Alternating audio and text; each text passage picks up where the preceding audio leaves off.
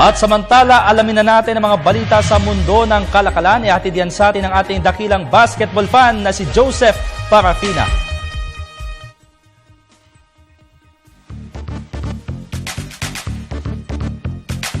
Maraming salamat kasama ang Haji at habang nakipagbuno ang iba't ibang team ngayon sa PBA, eto muna ang mga balita natin sa kalakalan. Matapos na pong ibaba ang generation charge ng Meralco noong Enero, bukas po ang ERC sa mungkahin naman ng power distributor na unti-untiin ang dagdag singil. Ang detalye po ng balitang ito mula sa ating kasamang si Dennis Cortez. Bukas ang Energy Regulatory Commission o ERC na unti-untiin ang paniningil sa dagdag na generation charge ng Manila Electric Company noong Enero. Ito'y matapos ibaba ng Meralco ang singil sa 45 centavos. Paliwanag ni ERC Executive Director Attorney Francis Juan, ito'y upang maibsan ang pasanin ng mga consumers. Matatanda ang nagsagawa ng recomputation ng Meralco matapos magpalabas ng presyuhan sa spot market ang Philippine Electricity Market Corporation o PEMC.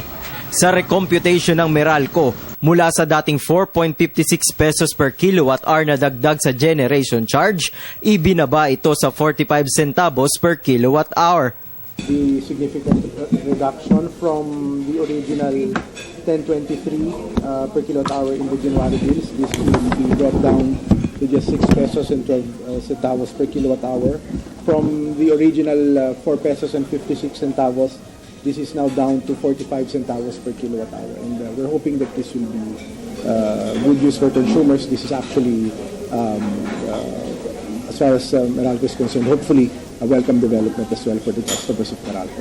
Una nang inihayag ng Energy Regulatory Commission o ERC na nagkaroon ng market failure sa WESM kasabay ng maintenance shutdown ng Malampaya Gas Facility. Kaya tumaas yung WESM rates during the November and December supply months dahil maraming planta ang for shutdown, nataon pa na yung Malampaya ay naka-shutdown din.